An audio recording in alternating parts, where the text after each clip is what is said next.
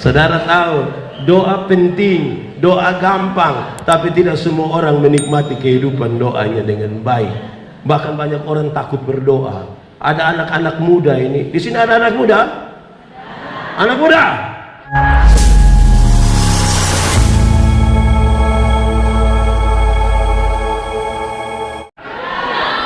Di sini nenek-nenek semua, tidak?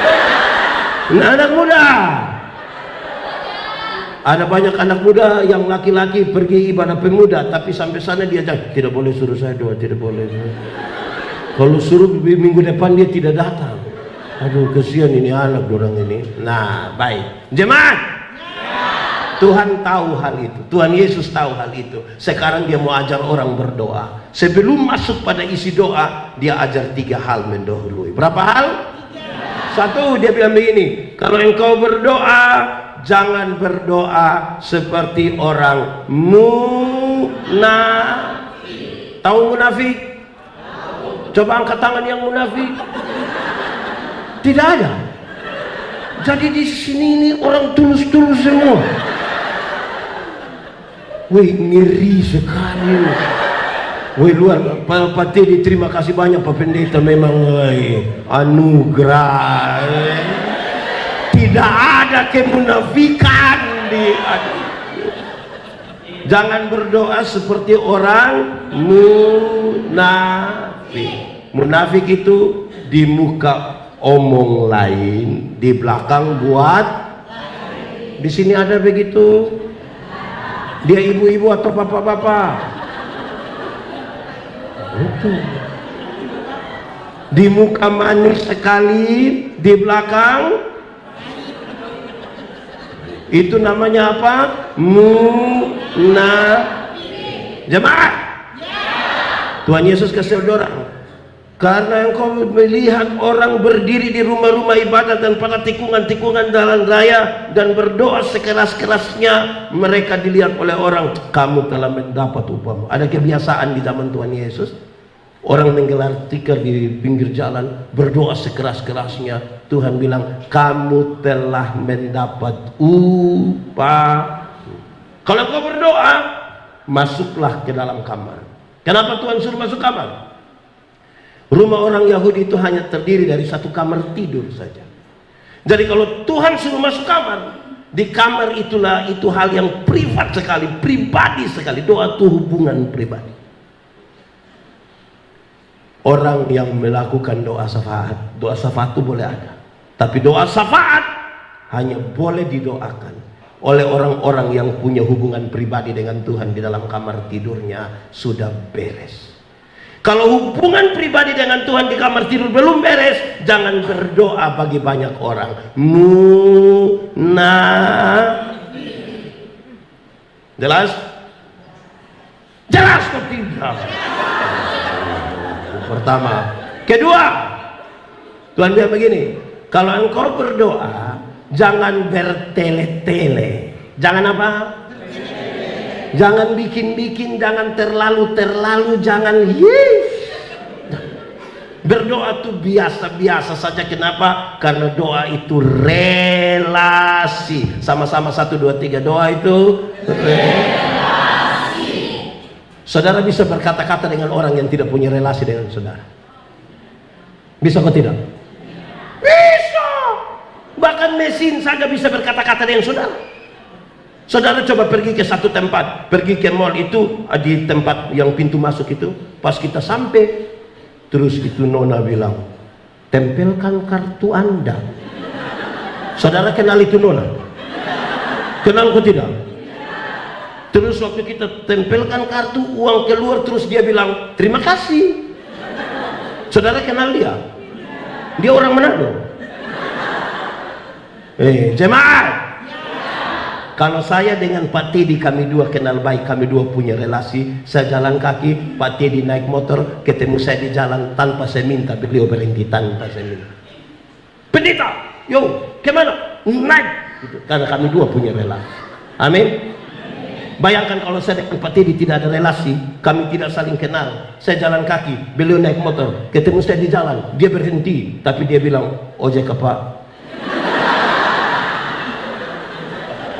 Banyak orang sibuk mempersiapkan kata-kata, lupa membangun apa? Relasi. Ada banyak orang termasuk majelis jemaat di konsistori, doa firman, doa persembahan, terus itu dia pun kalimat sama semua. Jadi dia bangun, kita sudah tahu ini, dia nanti ngomong. Betul kok tidak? Saya lihat saudara ragu-ragu ini. Jemaat, menurut saudara saya kenal saya punya istri kok tidak? Kami dua ada relasi kok tidak? Karena kami dua saling kenal, kami dua punya relasi. Waktu saya mau meminta sesuatu kepadanya, cara memintanya ringan, karena relasi tadi. Saya mau minta teh, pas saya bilang, "Ma, ya bikin teh dulu saya, gelas kecil saja, jangan terlalu banyak gula, papa takut sakit gula ini." Sudah, kan mintanya hanya begitu. Amin. Tidak mungkin saya mau minta teh di saya punya istri, saya bilang, "Mama, buatlah segelas teh, jangan terlalu banyak gula ya, papa takut sakit gula." Itu pas habis ibu tanya, "Papa sehat?" Relasi lebih penting dari kata-kata. Jemaat, kekuatan doa bukan pada teriakan saudara, bukan pada tangisan saudara. Kekuatan doa itu ada pada ketika saudara-saudara memberikan beban itu, "Tuhan, ini yang kau atur seperti yang kau mau." Relasi lebih penting dari kata-kata. Amin kok?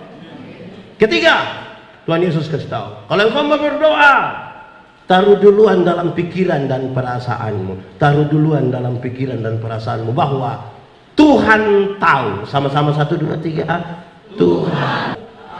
Tuhan tahu kok tidak? Yakin? Lalu kenapa saudara berdoa sama ke Tuhan tidak tahu? Kadang-kadang kita berdoa, kita kira Tuhan tidak tahu. Sampai-sampai ada kebiasaan, ada satu orang berdoa, yang lain sambung-sambung.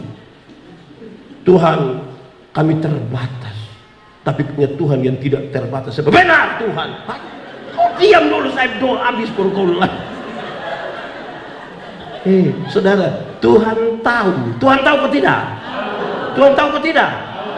Jemaat, banyak orang kira waktu dia berdoa habis baru Tuhan mulai bekerja. Saya mau bilang kepada saudara demi nama Tuhan Yesus, bahkan sebelum saudara berdoa, Tuhan sudah bekerja.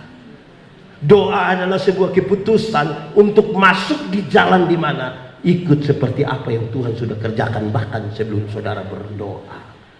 Jemaat, Pak Pendeta, kalau memang sudah tahu kenapa kita berdoa seperti orang tua. Saudara tahu orang tua? Di sini ada orang tua? Atau ini bujang semua? Orang tua itu dia tahu dia punya anak punya kebutuhan, tapi dia bilang, "Nak, mau apa?" Bilang, "Tanya." Bilang, relasi. Oke? Itu 3 hal. 1 tadi apa? Nah, tidak ini.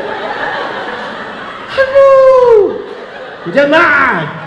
1 tadi berdoa jangan. Kedua berdoa. Yang ketiga taruh dalam pikiran perasaan bahwa.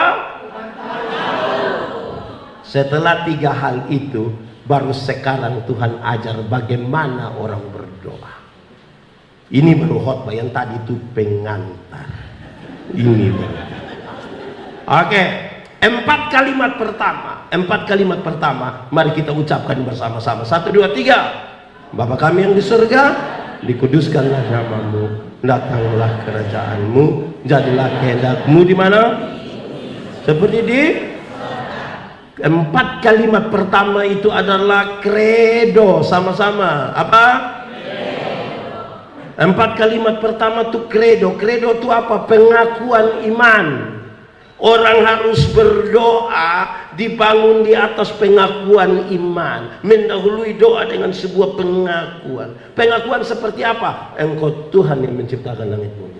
Engkau yang melahirkan saya secara ajaib. Engkau menebus saya. Engkau menyiapkan surga bagi saya. Saya percaya bahwa rancanganmu lebih dari apa yang saya rancangkan. Berdasarkan pengakuan iman itu, kita sekarang berdoa.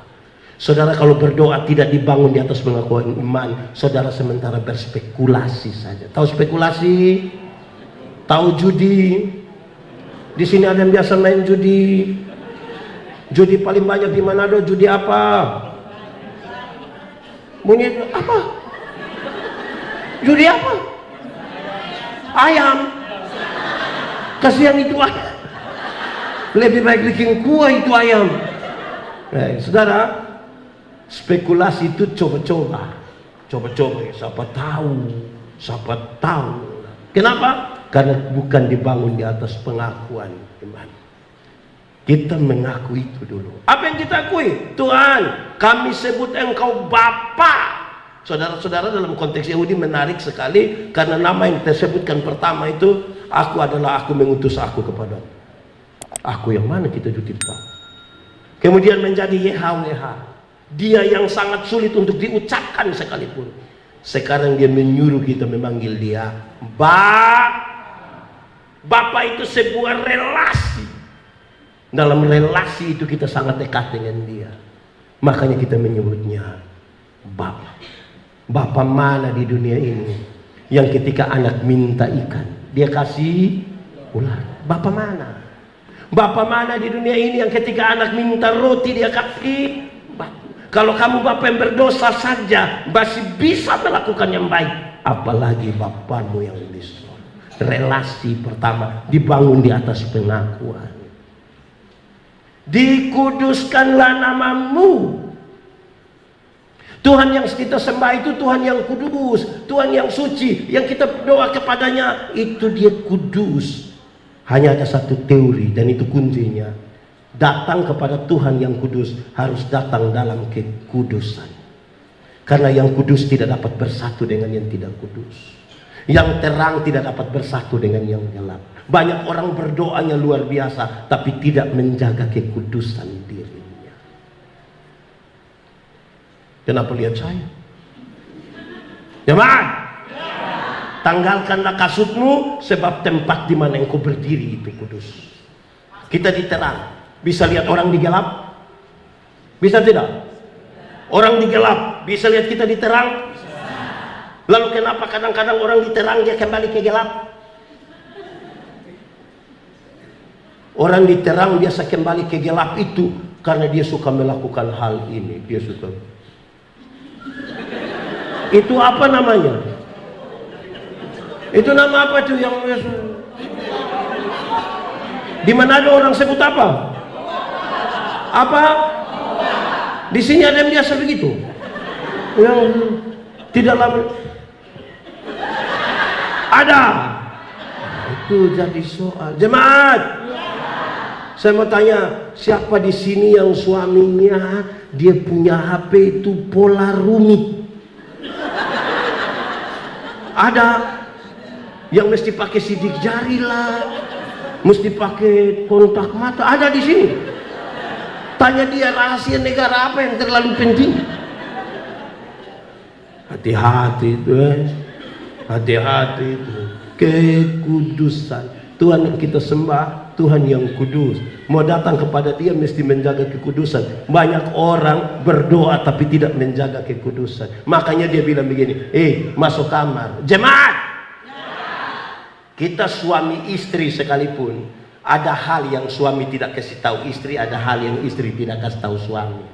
Betul? Betul.